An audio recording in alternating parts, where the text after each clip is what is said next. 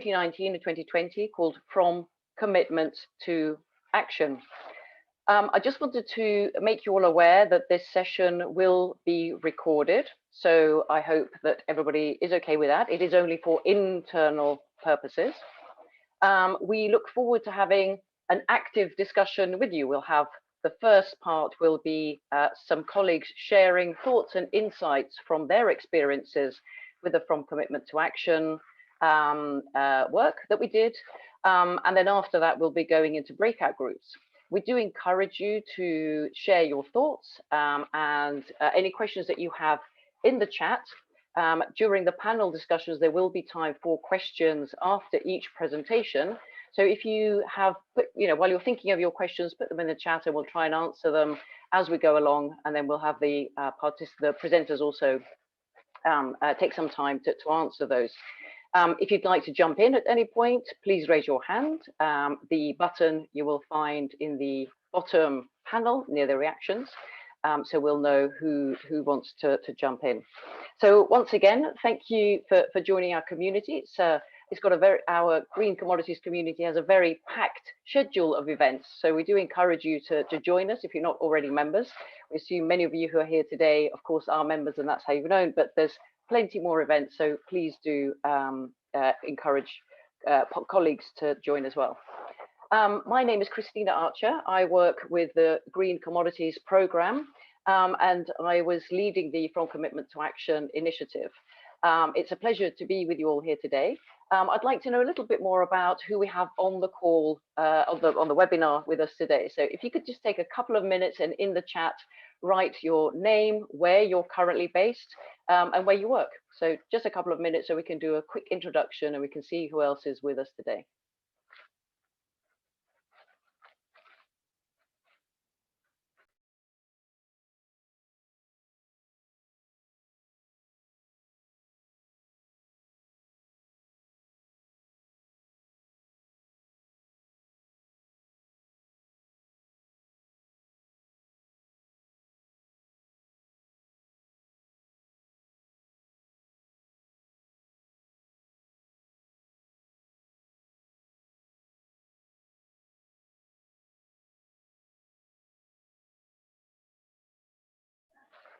We're already spanning 3 different continents, so it's great to see such an international crowd with us today, again reflecting the nature of our Green Commodities community. So fantastic to see so many of you here on the webinar with us today.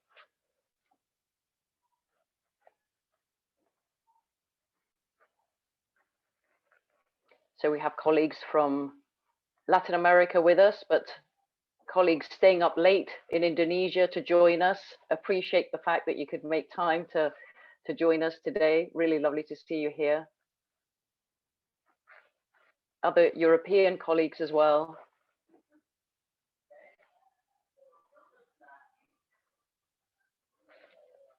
So those that haven't had a chance, looking forward to hearing who's with us today.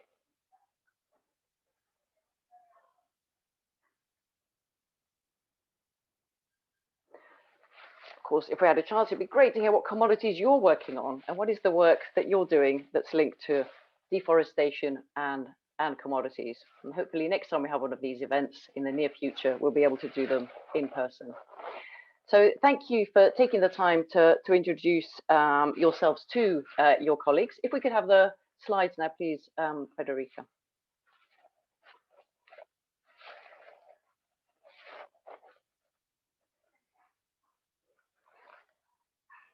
So I don't know how many of you had a chance to follow the links that were attached to the invitation and delve into the report that we produced. It's on the Green Commodities Program website. But I'll give you a quick update and briefing on the From Commitment to Action initiative, what spurred it, what it made us do this, why we thought it was an interesting project to be involved in. And then we're going to hear some of the reflections from participants from the 3 focus countries on how they found From Commitment to Action in practice and how they've been using it since the work was completed. That's going to be about half of today's webinar. The other half is an opportunity for you all to reflect on what you've heard, and especially if you are working with programs, with partners in your own government programs, in your own organizational programs on deforestation for commodity supply chains. We'd love to hear give you a chance and hear your thoughts about how what we've heard will influence the way that you do your work in the future. If you go to the next slide, please. So From Commitment to Action was a flagship program that we have. We know that many companies, many governments have made commitments around deforestation. There's some very ambitious targets that were set, many of them around 2020 that we know just haven't been met. There's been some amazing progress over the years, of course, a lot of investments gone in, both through the private sector and the public sector, trying to deliver on those commitments, but there's still such a long way to go. So we were curious to find out, why is that? Why, after so long and so many investments and so much time, we still are struggling to meet those commitments? Our work didn't look at drivers of deforestation. There's been a lot of work on that. Many of you on the webinar today have done, a huge amount of work on that. So I think we pretty much know what a lot of those drivers are. We know what they are. We know investment's been made, but we know that there's still, progress is lacking, and we need to sort of really step up. So what's been impeding this? So the idea of From Commitment to Action was to look at what does it take to move from commitment to action and make a reality of the commitments and actually accelerate this reduction in deforestation that we're still seeing. The program focused on Peru, Colombia, and Ecuador, all three countries signatories of the New York Declaration on Forests, and also with UNDP country programs that are playing a really active role in this space. So that's where the initiative was started, and my thanks to the teams that worked with us on this. The program looked at just taking stock of where we are and developing a roadmap in collaboration with actors. So the works are really focused on trying to see what are the commitments that have been made, what are the investments that have been done, and by investments we mean not only resource and financial, but what are the laws and policies that have been put in place by the government? What are some of the policies that have been in place by supply chain actors as well? So what is being done in order to fulfill the commitments? But then crucially, where are there still some gaps, and what could be actions in order to try and close those gaps? So where do we need to step up in order to help close those gaps? So that was the rationale. Next slide, please. We encourage, and UNDP has a long tradition in working in multi-stakeholder collaboration, and that's something very much at the heart of this initiative as well. The Green Commodities Programme has this at its core of the way that we implement work around commodity platforms and so on. But what is effective multi-stakeholder collaboration ultimately for systemic change? We try to also bring this into the From Commitment to Action process, and in the three pilot countries, this was done in different ways depending on the national context. So there was a series of national and in some cases subnational dialogues that happened. There was a lot of consultation and coordination with key partners, especially governments.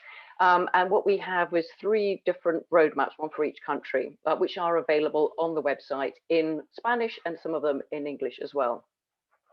Each one of these roadmaps then shows and has taken stock of, as I said earlier, what are the existing commitments by the government and the private sector, where possible, and what is everybody doing to reduce deforestation from commodity production in that country, against some criteria that we know are essential for the enabling environment. What are the policies that are being taken? What is the action being taken by, especially the public sector, but where we knew about it in the private sector as well, that is supporting or hindering the achievement of the deforestation as a result of commodity footprints. And then also trying to, and this was a very big job, so by no means complete, but trying to see where we have already some budgets, initiatives, resources that have been allocated, and trying to identify then where some of these gaps would be. Next slide, please. We summarized the very different results that came from the 3 different countries. As you can imagine, the context in Colombia, Peru, and Ecuador is really quite different. Some of the drivers for deforestation might be similar, but the way that it's being tackled in each country does vary, and the way that we're able to do the work in each country vary. But there were some common themes that came out, which are summarized in the Commitment to Action report that you'll find on our website. We found that, and this is just some examples because there's many lessons learned there really, but what we found is one of the key points is that we really do need to think more systemically around this. Traditionally, when we're working on deforestation, we will work with Ministry of Agriculture, Ministry of Environment, but actually there's a lot of other actors that have an impact on this that we need to be bringing into the discussions. We need to be looking at the geographies and making sure that national policy levels do trickle down to and are resourced at regional and local level. Again, this won't be new to many of you. There's an issue as well around sanctions and where laws and regulations do exist, that they are actually enforced properly. We found that was a gap in many of the countries. And actually looking at different models where we are starting to value forest as an economic resource, not just as a hindrance, and also making sure that private sector is also valuing good examples of supply chains that are not contributing to deforestation. Next slide, please. So today, as I said, we have a great panel for you, and they're going to share their insights from working with the From Commitment to Action initiative. And while you're listening to them, I'd like to encourage you to also think for your work, how can you and your partners think more systemically about what is needed to be done to achieve deforestation targets, which are present, as we said, either in governments or within supply chains and private sectors. Well, what do we need to do? Who else could you be talking to, or should you be talking to if you're working with a multi-stakeholder process? Are they just the traditional actors there? Could you and should you be talking to others, and who could they be? We know that a national system is really complex. So how is it working against you, maybe in some cases? You know, maybe looking at other ministries that we don't traditionally engage with, you can actually see that some of their policies or practices are actually in contradiction to what you're trying to do with partners in Ministry of Environment and Agriculture, as an example. And then also, what are the kind of more perceptions around forests by many of the communities that we're engaged with, who, you know, will tend to favor clearing forest area or not seeing forests as a driver for growth, but quite the opposite. So just bear those thoughts in mind, and those are kind of issues that we're going to talk through in the breakouts later. Next slide, please. So I've got a fantastic panel today, all women panel, I'm pleased to say. We have representatives, as I said, from the 3 different countries that took part in the program. But I'd like to, first of all, call on Claire Paz, who is working with the UNDP Climate and Forest Program, but is also working with the New York Declaration on Forest team as well. Claire is doing something that not many of us have done recently. She's taking a flight today, so she's on a tight schedule. So I want to make sure that we hear some thoughts from her. Claire has over 20 years experience of working with in developing countries with multilateral programs, has worked on RED programs, her native country of Bolivia as well with Conservation International, and is a specialist in conservation, planning and natural resource management.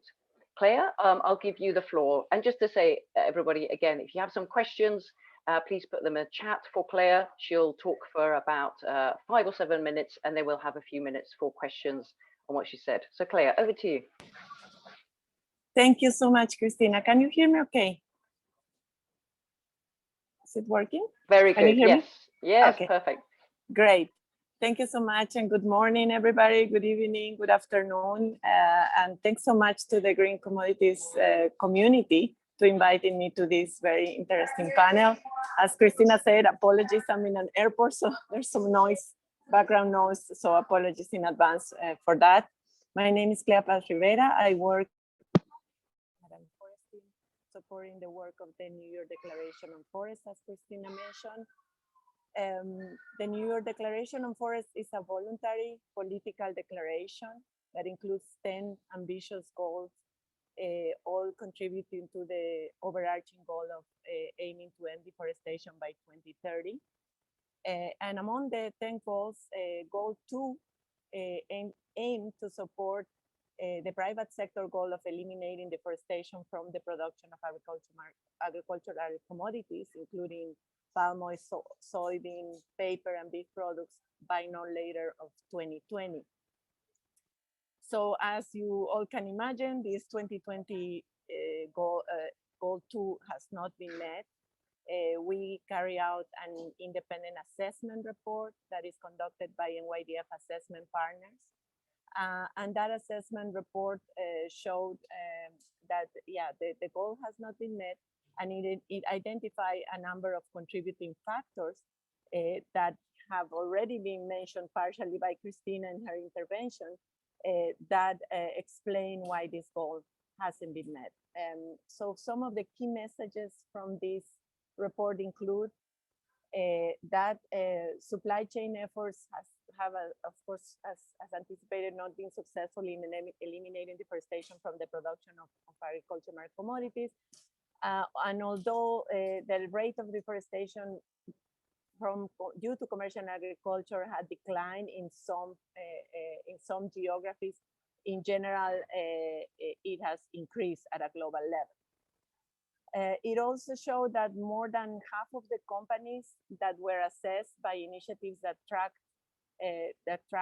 private sector commitments have made a public commitment, either through the New York Declaration on Forests or through other commitments to address deforestation. So around 55% to supplychain.org and 60% to Forest 500. Those are initiatives for addressing deforestation from agricultural commodities.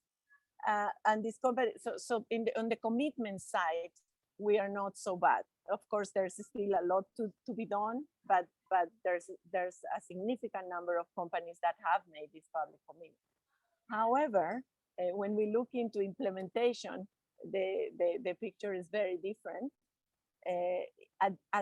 First of all, assessing the quality of implementation of these commitments is very challenging because there are different methodologies, metrics to be used, and more importantly, not all companies are disclosing what they are doing to fulfill their commitments. So what the assessment is showing, and my colleague Maddie is going to share in the chat the link to this Goal 2 assessment report. What this report shows is that in some geographies, again, it's easier to assess the progress on implementation. For example, in Southeast Asia with palm oil and pulp, but in other geographies like Latin America, it's much more challenging to look into implementation on cattle and soy supply chains. Also, the report looks into the demand side measures. So a large number of companies based on Europe and North America have announced their commitment to set some requirements for their upstream suppliers to address deforestation. So we've been seeing this as a positive signal. However, there is a risk that other markets that are not setting the same standards are going to drive, so there's going to be a displacement and deforestation linked commodity production is going to shift to those other markets. We also saw that forest monitoring and supply chain traceability technologies have evolved at a very rapid pace, and this is very important because monitoring is a very important element for implementation.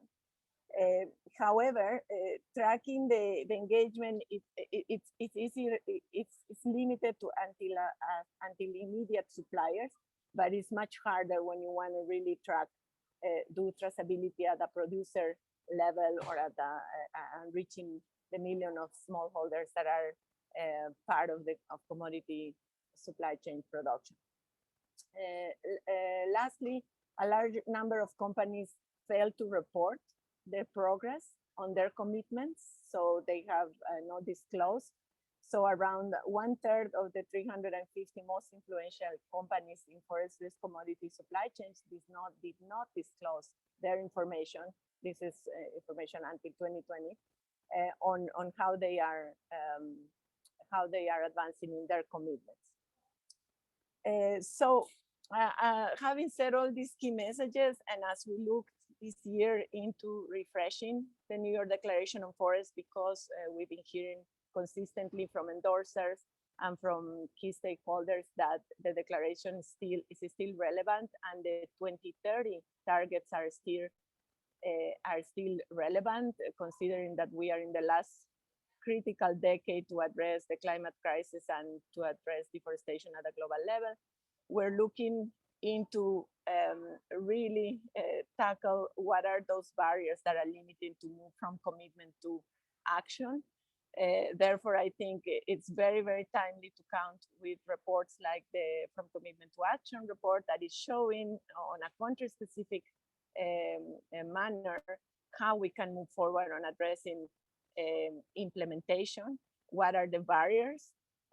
So we welcome very much this report and the lessons from Peru, Colombia, and Ecuador, and we hope this could inform to advance implementation in other geographies and to move forward to renew efforts to a new goal 2 that will probably now have a 2030 revised target as we complete the revision process until the end of 2021. So with that, I'm going to close my intervention. Thank you very much, Christina. Thank you very much, all colleagues. And I'm so honored to be in this wonderful panel of all women, some of them my friends. So thank you. Thank you, Claire. And also, Claire, you were part of the steering committee from Commit to Action and brought in, hugely valuable insights and, contributed to the final report and so on. So my thanks to you personally. I think one of the things I remember you telling me early on, which really stuck with me, was we don't need more commitments. We have the commitments. We just need to deliver on them now. And that's exactly what we hope the tool of From Commitment to Action can help. And I think that with our presentations coming up, we will hear how the countries have managed to put into action some of the recommendations that came out of that process. As you said, quite timely with a refresh of the NYDF. And again, for colleagues on the call who are looking to engage with actors who are looking at the next decade and making a reality of deforestation commitments, we hope that the experience that we did in Peru, Ecuador, and Colombia will help you look at things in a slightly different way and can add value to that. We do have a couple of minutes of Claire's time before she has to rush onto her first flight in a long time. So please do put your hand up if you'd like to ask a question. And I'd ask Alex if you can also help me identify people. Or if you have any questions you'd like to pop in the chat. But let's take advantage of Claire while we still have her on the call now. So yeah, feel free to jump in, anyone. Alex, do we have any hands up? I can't see. Not yet. Don't be shy, everyone.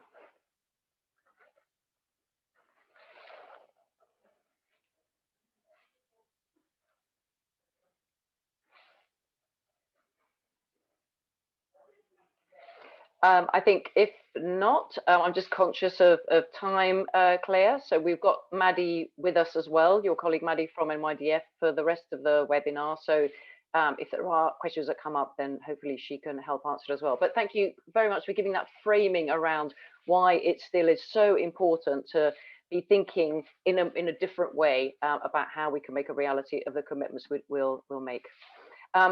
Frederica, if we could have the slide presentation back up again, please. And it's a great honor to have with us today Karina Barrera, who is the Undersecretary of Climate Change from the Ministry of Environment, Water, Ecological Transition from the government of Ecuador. UNDP in Ecuador is closely involved with the Pro Amazonia program. So the Pro Amazonia team were our main counterparts for the From Commitment to Action work that we did in Ecuador. And of course, they work completely hand in hand and very closely with the Ministry of Environment, Water and Ecological Transition. Karina has over 20 years of experience also in environmental issues, circular economy programs. She's worked across public sector, private sector and civil society in the whole breadth of the country, all the way from the Amazon regions to the Andean regions. And again, all the way from design to evaluation of programs. So huge experience that you bring to this, Karina. Karina will be speaking in Spanish. So for those of you who are not familiar with Spanish or don't want to practice your Spanish, you can press on the button on the bottom right that says interpretation, and you can hear it in English. Karina, it's a pleasure to have you today. Muchísimas gracias por estar con nosotros hoy. Adelante, por favor. Thank you. I'm Karina Barrera, Undersecretary of Climate Change of the Ministry of Environment, Water and Ecological Transition. I'm just to say this introduction, and my presentation is in English, is in Spanish, sorry. I have, maybe, could you help me with the presentation? I have some slides for you. Thank you. Next, please. Karina, you can say next or avance, and Federica will show the next slide. Great. Gracias. El ejercicio de recibir este reporte que nos muestra la posición en la que estamos respecto al manejo sostenible de los commodities ha sido de gran utilidad para el gobierno. Es importante saber que el Ecuador ha iniciado un camino hacia una transición ecológica que implica habilitar diferentes espacios a nivel de todos los sectores de la función pública para movernos hacia modelos de desarrollo y producción sostenible y consumo sostenible también. En ese sentido, este informe que hemos recibido para nosotros es de gran valor. Nos ayuda a saber en qué posición estamos, cómo estamos con respecto a otros países y qué necesitamos hacer para avanzar. Siguiente, por favor.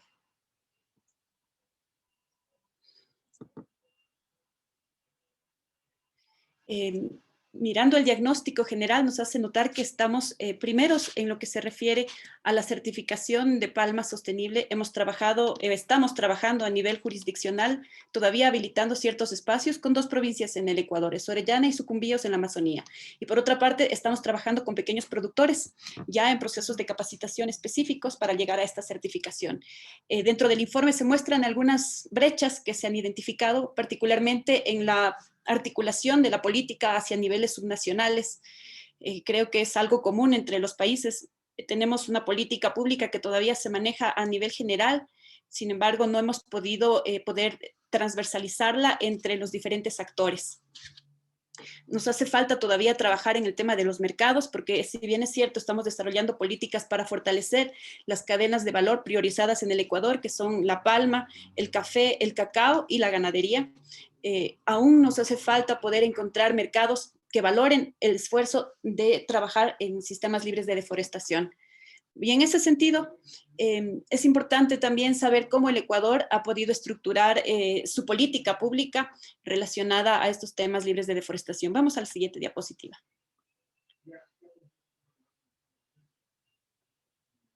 Solo quiero resaltar que el Ecuador tiene el plan de acción Red Más, desde el 2016, que establece la estrategia para el manejo y la gestión de los bosques con 4 líneas grandes.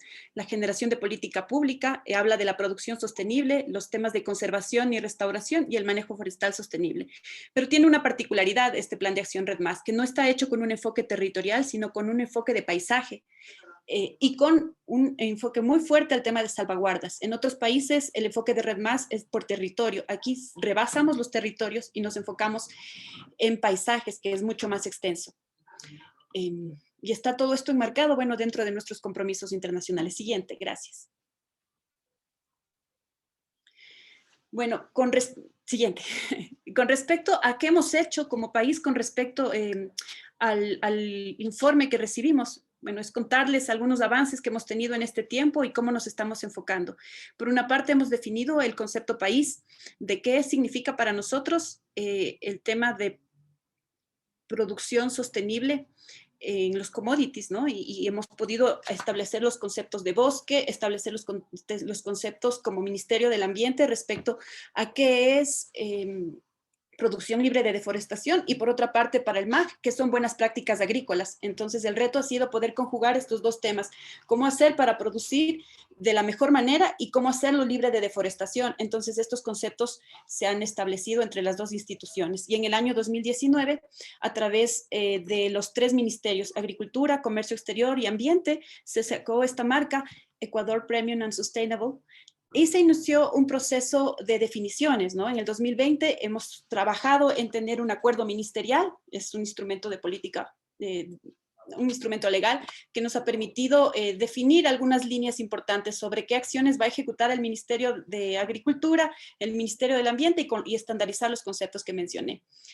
Estamos trabajando y construyendo esta normativa donde establecemos justamente las interacciones entre los dos ministerios y hemos hecho procesos de consulta y participación para incluir a los diferentes sectores. Entonces, hoy nos encontramos, tenemos ya un instrumento acordado entre las partes y estamos en proceso ya de emisión y ya implementación de este acuerdo ministerial para la producción de bienes libre de deforestación. Sigamos, por favor. Y en este marco, avancemos, gracias.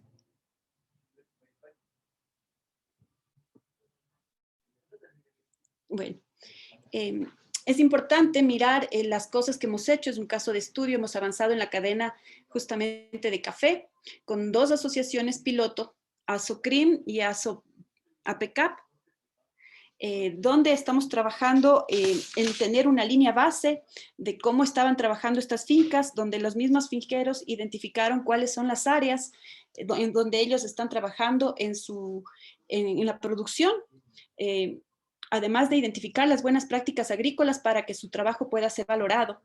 A partir de eso se identificaron los centros de acopio con los diferentes estándares que se tienen que cumplir a nivel de calidad, para además tener un convenio con la BATSA, que es lo más importante. Tenemos ya un comprador, que es la BATSA, que quiere comprar justamente esta producción de café, porque ese era el principal reto que enfrentábamos, ¿no? O sea, ¿a quién le vamos a vender este producto sostenible? Entonces, en el caso del café, ya tenemos este comprador, la BATSA, y la producción de estas 2 asociaciones se ha preparado con los estándares de calidad de la BATSA y por otra parte hemos tenido ya una línea base para saber cómo están los bosques y si es que a lo largo del tiempo se va a generar o no deforestación, de tal manera de poder crear y que ellos sean parte del incentivo, porque el Ministerio del Ambiente lo que está haciendo aquí es entregar un incentivo, una distinción de punto verde que dice que esta producción es libre de deforestación y por otra parte Agricultura va a decir que esta producción cumple las buenas prácticas agrícolas. Entonces, con este caso de estudio hemos cerrado la cadena completa, donde integramos el mercado, los actores diferentes y con las 2 visiones, agricultura y ambiente.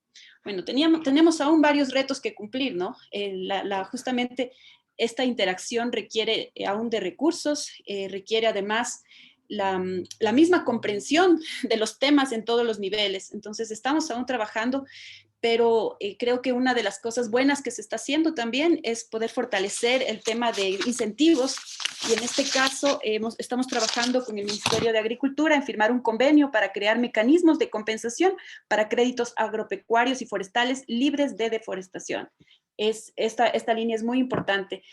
También a través de otros proyectos, el BID y CONAFIPS, que involucra a una serie de cooperativas de ahorro y crédito que ya van más a nivel de territorio, se están promoviendo este tipo de financiamiento. Entonces, estas líneas también de incentivos que tienen ciertas preferencias, pensamos que va a apoyar de manera fehaciente a lograr los resultados que nos proponemos. Bueno, es un camino que recorrer y creo que estos informes también nos ayudan periódicamente a saber cómo estamos y cómo avanzamos. Eso, muchas gracias. Muchas gracias. No sé si hay una... avanzamos. No, ya está.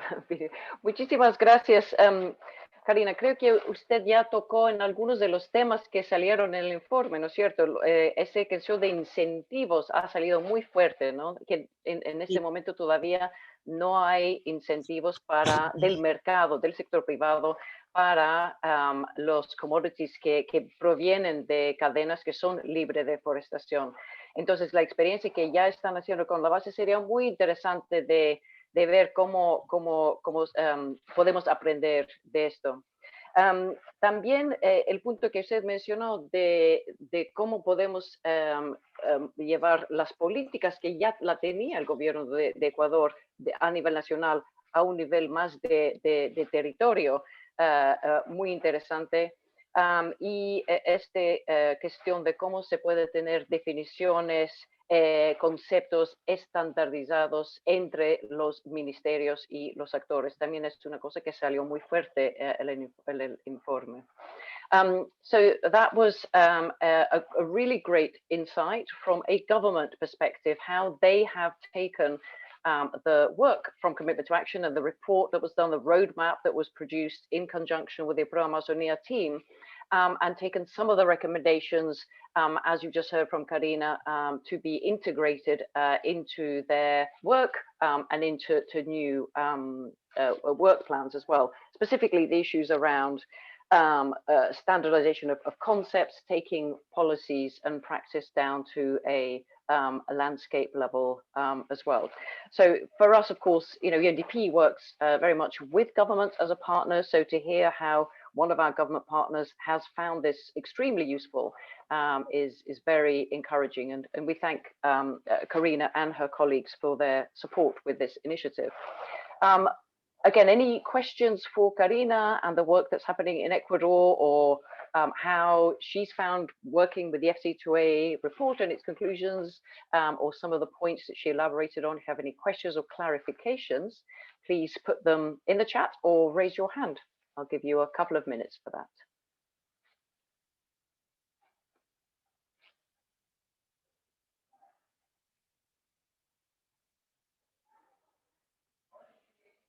Karina, I think your presentation was so clear and full of great information. It was, yeah, so no clarifications. I think we have no questions there, but thank you very much for that. It was really, as I said, very interesting to hear how a government has taken on the report and the roadmap and made a reality of that. Federica, if we could go back then to the presentation. Oh, we do have a question, apologies, before we jump to Jimena. Jorge Sainz, Jorge, if you'd like to unmute yourself, and if you could turn your video on as well, it'd be great to see you. And then after that, we have John Buchanan. And again, if we could see you as well, but Jorge first, thank you.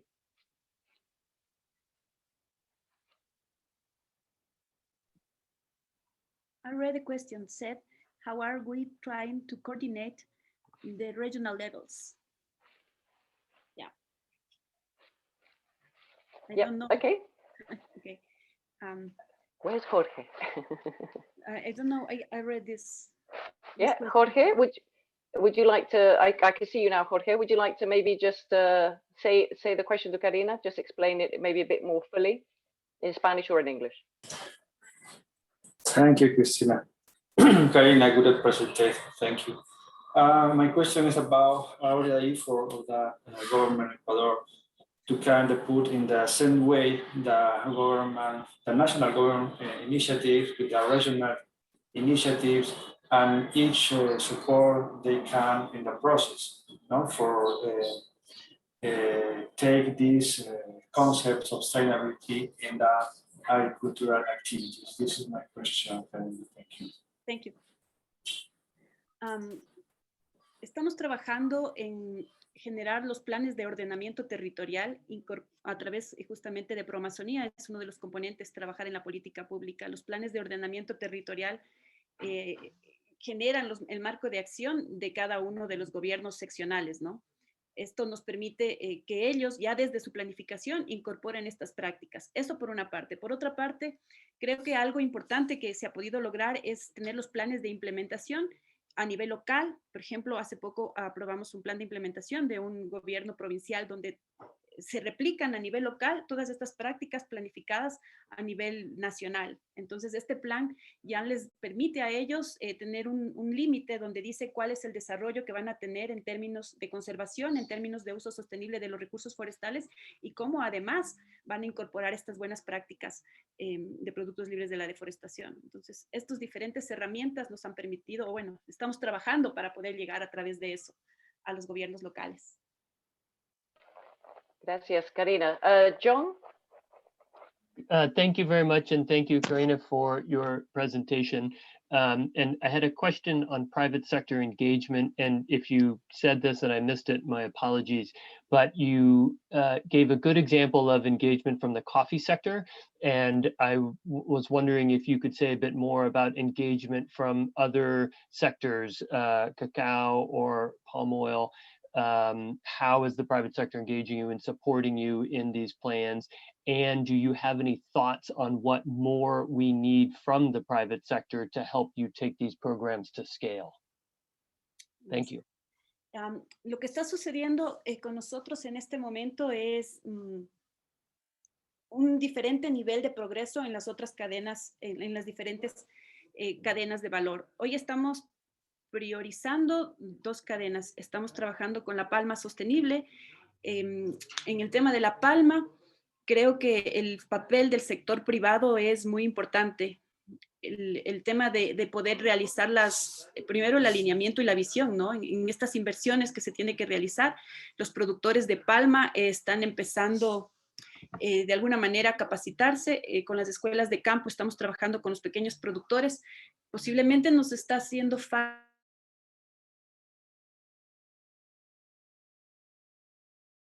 con los pequeños, entonces de esta forma están involucrándose a parte del sector privado. Creo que en el tema también de los otros commodities que manejamos, estamos también trabajando con algunas iniciativas de implementación de sistemas de trazabilidad. Entonces también hay un sector privado que está aprendiendo, que está iniciándose en esto. No todavía con toda la fuerza que queremos, pero tiene un potencial también en fortalecer estos temas. Creo que con el cacao también se están haciendo varias iniciativas, pero también estamos en una fase todavía temprana de poder articular a los productores de cacao. Creo que el primer paso para mover e incorporar toda la acción privada es poder nosotros emitir estos acuerdos ministeriales, esta norma, y poder incorporarlos y sentarlos en las mesas de trabajo, ¿no?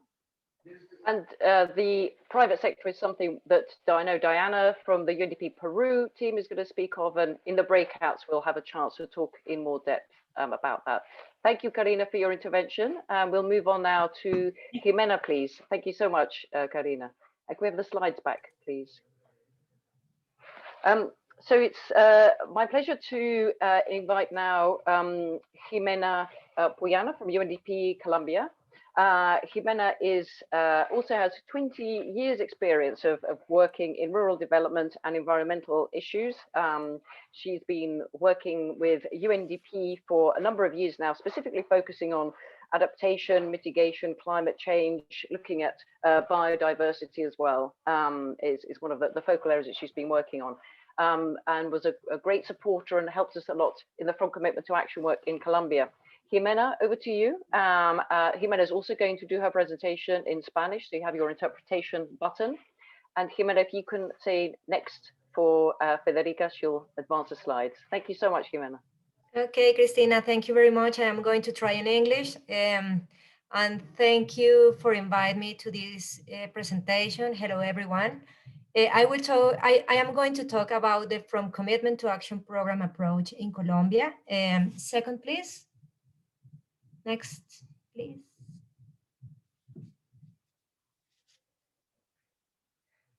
Are you seeing the presentation?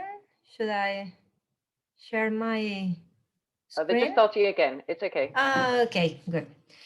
Well, then I am going to refer to first to From Commitment to Action in Colombia, the roadmap, then how this approach was used in our Amazon Sustainable Landscapes program in Colombia, which is a JEF program, And finally, I am going to present some results that we have. Next, please. Okay. Currently, we are working to accelerate the reduction of deforestation that can be triggered by agricultural products in regions with high value forests like the Amazon. However, it is important to notice that in this region, it's not possible to speak of larger commodity producers in Colombia, as happened in other regions of Colombia. What exists in the Amazon region, besides of the largest portion of Colombian forest, is or are small and medium producers and entrepreneurs who are dedicated to livestock activities and to develop some dairy products. So what we are trying to do is to reduce deforestation through the integration of key stakeholders from dairy and beef value chain. Next, please. Okay. And what is the roadmap we are following in Colombia? We have like 3 dimensions, all of them related to the implementation of the peace agreement, because as it's wider known, after the signing of the peace agreement, of the peace accord in Colombia, deforestation increased rapidly, and these 3 dimensions are very related with the prevention of this deforestation in the country. The first dimension is the stabilization of the agricultural frontier. The second is the territorial planning. And third, the national zero deforestation agreements. For the first one, we are working at the national level with the post-conflict agency, the Ministry of Environment, and the Ministry of Agriculture to adopt zero deforestation guidelines in the supply chains and to integrate forest productivity in the territorial economical level. Then for the territorial planning, we are working at the regional level with the departments, secretaries of agricultural and planning to incorporate land tenure and use planning issues into public policy, considering the sustainability of the land and sustainable use of biodiversity. We are also trying to develop the incentive payment framework for the environmental protection in order to promote, of course, zero deforestation. And finally, the national zero deforestation agreements. We are working at national, regional, and also at local levels with dairy and beef buying companies to integrate cooperation projects in strengthening supplier to identify supply areas of the companies in order to strengthen the supply network for achieving zero deforestation from interested companies. Next, please. Now we are going to see how do we contribute to the From Commitment to Action roadmap. We work to achieve zero deforestation in 3 different productive systems. First, one regarding forest management and sustainable use of forests and its biodiversity associated. Second, agricultural and livestock systems. And we have some challenges that were identified for each of them. In case of forest protection and sustainable use, the challenges are, first, the integration of all linkages within the value chain around the common goal of stopping deforestation. Second, the identification of agrobiodiversity and biodiversity species for commercialization. Third, the incorporation of innovation and added value that came from the sustainable use of forests in this territorial planning. And then to strengthening of local organizations and companies. Regarding the agricultural and livestock systems, the challenge responds to the incorporation of best practices, the implementation of conservation tools to improve connectivity in productive landscapes, adaptive and resilient land planning, and the management of conflicts between biodiversity and production, like traditional productive systems. Next, please. And what are some results that we have to date with the approach of our Amazon Sustainable Landscapes program? For example, we have recognized natural assets such as forests as potential drivers of sustainable economic growth. So we work with 3 forest nuclei, and we have identified 32 species from natural non-timber products. We have managed to get 250 farms to implement conservation tools. And there is also currently 458 hectares with agreements for protection, restoration, and production reconversion. And we have developed an international, a wider marketing strategy known as Product of Peace to connect local producers and entrepreneurs for the commercialization of sustainable products that came from the Amazon. Equilibrio project, for example, is one of them that connect 350 suppliers of natural ingredients with processing companies and anchor companies of the processed of the processed food, pineapple, dairy, and cosmetic industries that work with the Ministry of Commerce. In conclusion, I would say that we have been working under a focus of restoring areas and diversifying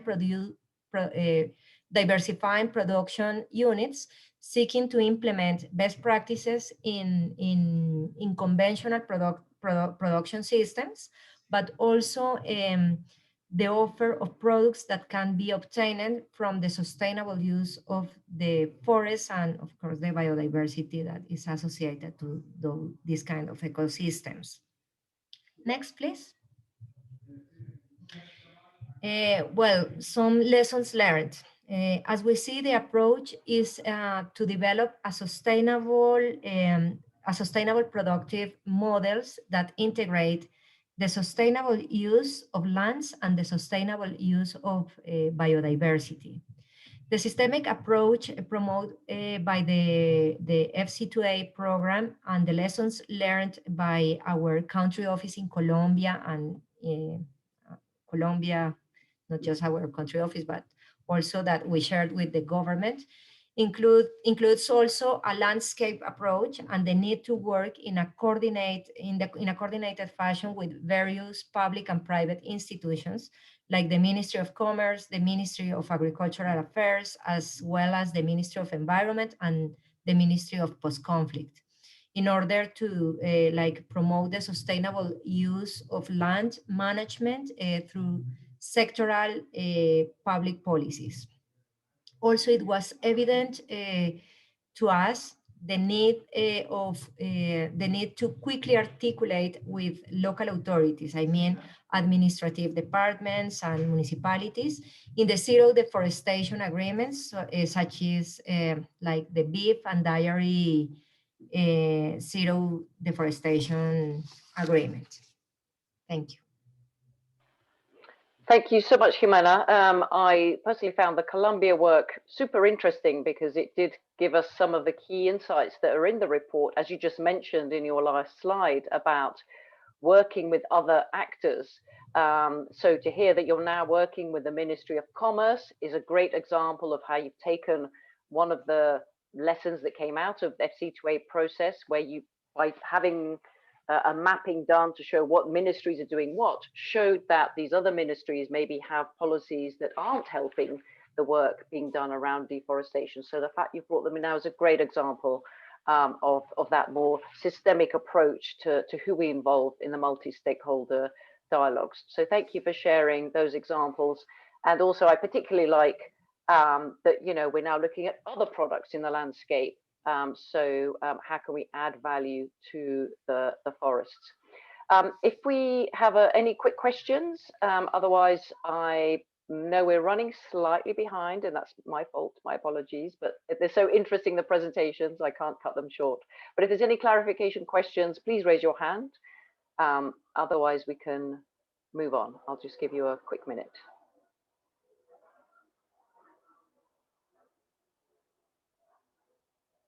I don't see any hands raised. I know we have other colleagues from UNDP Colombia, so you might get a chance in the breakouts to also ask some questions there. Jimena, thank you again very much for that.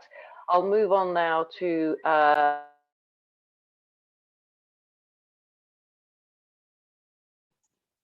Cristina, you're muted. Sorry, I was going to say we're going to move on now to Diana. So thank you very much to Jimena. We are going to speak now with Diana from UNDP Peru.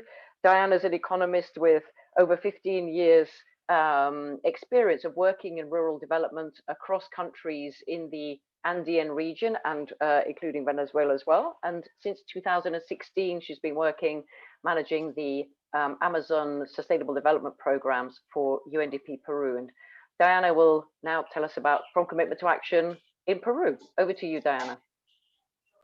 Gracias, Cristina. Buenos días con todos. Muchas gracias por esta invitación y por permitirnos compartir un poco lo que ha sido la experiencia en este proceso que hemos llevado a cabo durante el año pasado y a partir de ello algunas lecciones aprendidas y quizás buenas prácticas que puedan ayudar a continuar con este trabajo bastante importante y especial para los países, ¿no? Diana, bueno, su video creo que está apagado. No sé si sería posible prenderlo porque... ok, dame un segundo. Sí, no, sí. ¿Está prendido ahora sí? Perfecto, gracias. ¿Sí? ¿Y ahí se ve? ¿Todo bien? Seguimos, no importa, creo que se está it's on and off. Apagando, ¿no? It's okay, let's proceed. Ok, bueno, hoy en día en nuestros países, muchos de nuestros países, los gobiernos, las empresas no conocen los compromisos internacionales que han ido asumiendo a lo largo del tiempo relacionados con la reducción de la deforestación, ¿no? En algunos casos, estos compromisos internacionales han guiado políticas nacionales y políticas empresariales y corporativas también, ¿no? Sin embargo, entre el tener políticas o estrategias y la implementación de los compromisos, hay una brecha por atender, pero quizás también por entender, ¿no? Hay razones, y estas pueden ser múltiples, que explican esta brecha, pero tal vez una de ellas está asociada a los desafíos, ¿no?, que tienen los países por promover el desarrollo principalmente económico de los pequeños agricultores que viven o que explican, digamos, alguna práctica que podría ser considerada no sostenible, ¿no? Entonces, muchas veces los ministerios de Agricultura, por ejemplo, entran en una agenda muy rápida de atender necesidades inmediatas de los agricultores y este tipo de compromisos queda rezagado un poco en el tiempo, ¿no? O sea, las razones pueden ser múltiples, ¿no? Por un lado tenemos el tiempo que tarda en implementar estos cambios, los costos asociados a estos cambios, ¿no? Y muchas veces también vemos que la demanda por estos productos no permite cubrir los costos de los productores y ahí se genera un desafío, digamos, bastante importante por cubrir y que se pueda atender a través de distintos incentivos. Pero en todo caso, digamos, esta brecha puede explicar las prioridades inmediatas que pueden tener algunos gobiernos y algunas empresas privadas también, ¿no? El proceso C2A que hemos transitado nos ha dejado, sin duda, algunas lecciones aprendidas. En primer lugar, consideramos que es absolutamente necesario mantener viva la voluntad política, pública y privada al más alto nivel, para poder avanzar en este camino y reafirmarla tantas veces como sea necesario, ¿no? En muchos de nuestros países, los cambios, digamos, a nivel ministro suelen ser muy recurrentes, ¿no? Y es altamente probable que se requiera reafirmar estos compromisos cada vez que sea necesario. Otro asunto importante es que muchas veces nos envolvemos en cuestiones y diálogos muy técnicos sin llegar adecuadamente a los tomadores de decisión, ¿no? Entonces hay que trabajar en distintos niveles, ¿no?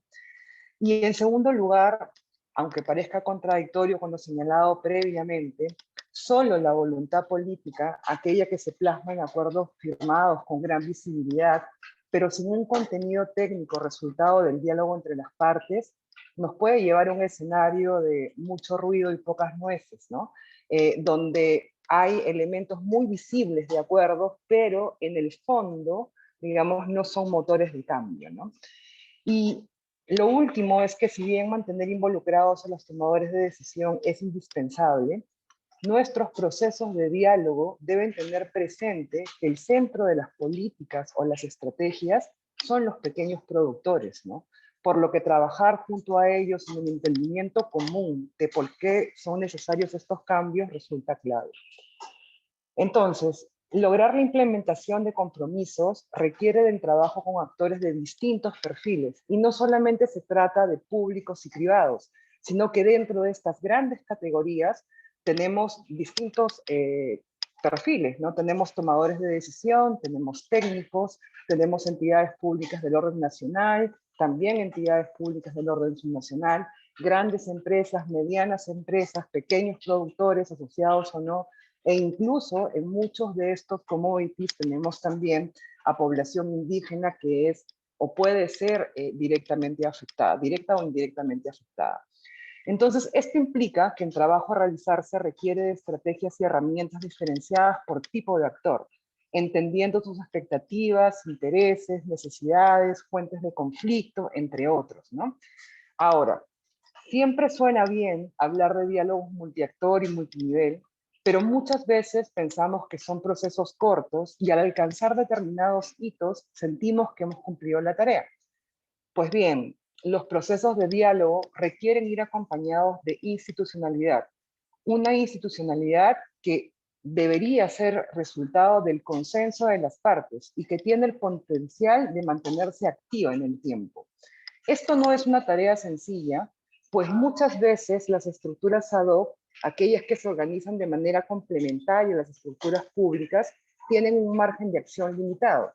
Entonces resulta importante construir bases sólidas de institucionalidad que permitan mantener activo el diálogo entre las partes, de modo que la implementación de aquello que hemos acordado pueda convertirse en una realidad a lo largo del tiempo.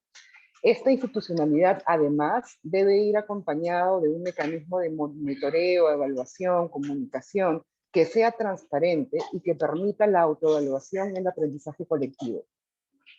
Finalmente, quisiera poner en relevancia la importancia de conocer y comprender el contexto local y las dinámicas de poder que pueden existir en dichos contextos, ¿no? En nuestro entender, estos procesos no son planos ni directamente replicables, ¿no? Cada territorio, ya sea una jurisdicción o un país, tiene dinámicas distintas que deben ser conocidas, pero también comprendidas, ¿no? Este entendimiento nos permitirá facilitar los procesos de diálogo y tomar acción en función a cada realidad, identificando ex ante las potencialidades, así como los desafíos. Muchas gracias. Thank you, Diana, very much. I think key points there about how do you do this sort of process of multi-stakeholder dialogue to assess the commitment, see the gaps, and try to develop this common action plan that FC2A did. So taking into account power dynamics, how do you keep the dialogue alive, I think were really key lessons that came out from the Peru experience. I'm afraid we don't have time for questions to Diana, but she is going to be with us in one of the two breakouts. What I'd like to do is, just because we've heard quite a lot of information now, is we're going to break into two different groups. You're going to be randomly selected, and one is to look at, if you're working with governments, what's from what you've heard, what would you do differently, or what else would you like to do? What do we think the lessons are for working with governments? And the other group is going to look at working with private sector. And then we're just going to come back at the end to share some reflections. So I'll ask my colleague Matthias to break us into our two breakout groups, please. Yep, 1 minute. Thank you. And thank you again, Diana. That was super, super helpful.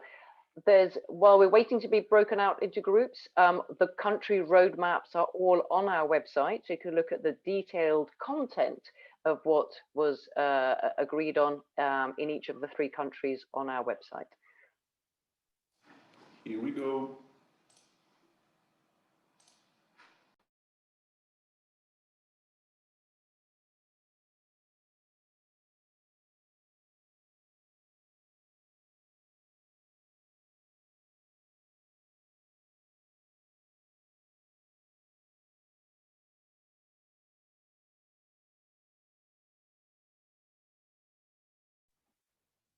Welcome back, everybody, or those of you who are still with us now. I hope you had a good breakout session. I think everybody should be back by now.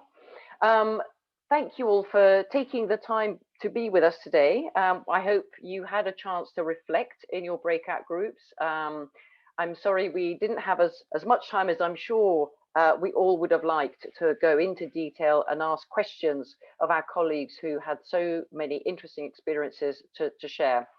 I wanted to encourage us all to take a few minutes to reflect on all of the information that was shared in the panels, and again my thanks to the panelists for sharing their insights, and also in the breakout sessions that we just had. I'll start off by saying a reflection that I had from my breakout group, which was looking at governments, actually, funnily enough, turned to private sector. So there's a very clear link there about how are we working with governments, and we did hear some very good examples, to help them provide the enabling environment and understand what private sector needs in terms of ensuring and assuring deforestation-free productive landscapes and commodity supply chains, and how can then we be supporting governments to demonstrate to the private sector that is being done, either by having traceability systems in place, a national agency of certification. We heard the example of in Ecuador. So we can't really talk about one actor without also talking about the other. So it's a really good reminder that came out in my group, and I thank my group for that. Maddie, how was your group? What insight did you get? Thanks, Christina. And it's good to hear our group was talking about very similar things, but from the private sector perspective. We heard a lot of interesting points about the importance of creating incentives, building off of the presentation from Ecuador, but more specifically, creating incentives and the enabling environment and regulation to make sure that governments have the right enabling environment in order to achieve these goals. And additionally, the importance of recognizing the challenge of smallholders and the fact that they do have incentive to protect the forest, but not always the resources or the support in order to achieve that. So very important to recognize that challenge and to find ways to resolve it. And then finally, we kind of discussed that there are lots of different actors in this space, and we talk about private sector from large companies, but also from smallholder producers. And so we need to be able to bring all of these perspectives together and talk about lessons and challenges. Absolutely. And I think that was a point that Diana raised as well. We have then these different audiences, and we have to make sure we have differentiated strategies and approaches and how we involve them in these discussions. So I think that's a point that was really well made. As you will see in the chat, Alex has shared the question that we'd like you to take the next 2 or 3 minutes to reflect on personally. So having heard, as I said, all of the great information we had in the panel presentations and reflecting in our breakout groups, what do you think in your work, in your project, in the program that you're working with partners, with governments, and so on, what might you do differently? Or what have you taken with you from what you've heard today that will help you look at things in a more systemic approach in order to achieve the commitments that have been made on deforestation and move them from only being commitments to being action? So I'm just going to give you all a couple of minutes and yeah, have a think and jot down your ideas in the chat. Thank you.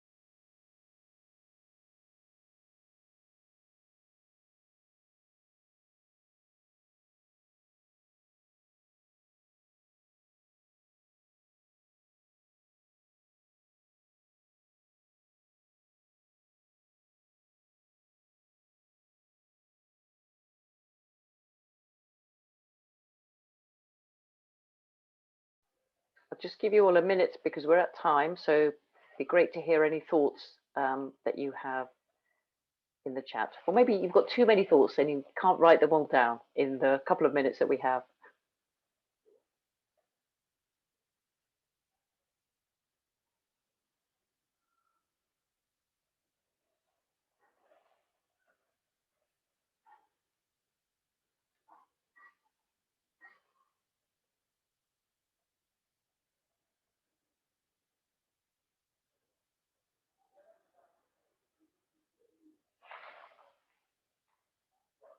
So we're at time. I think I'm going to leave it there. I hope that it did give you some food for thought.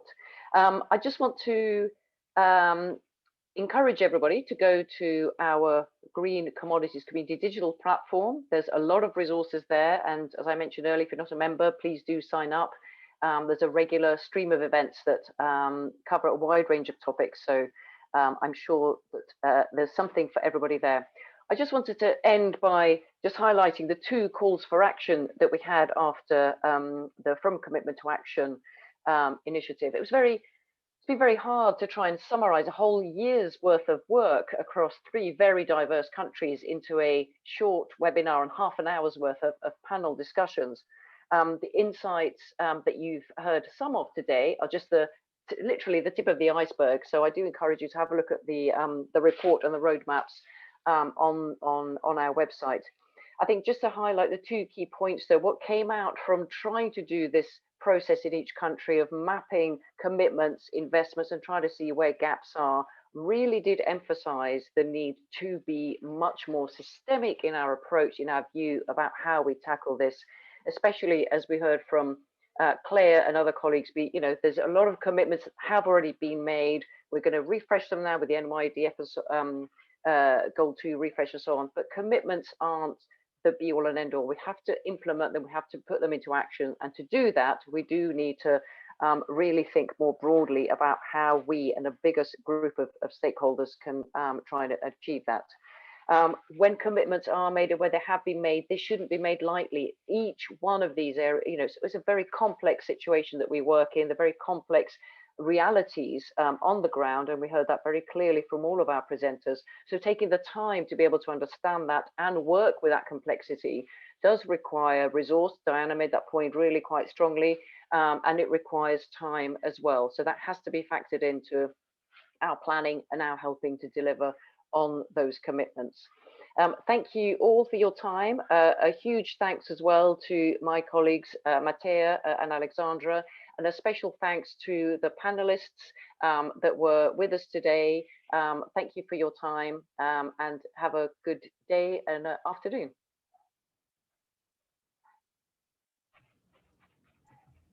Thank you. Thank you.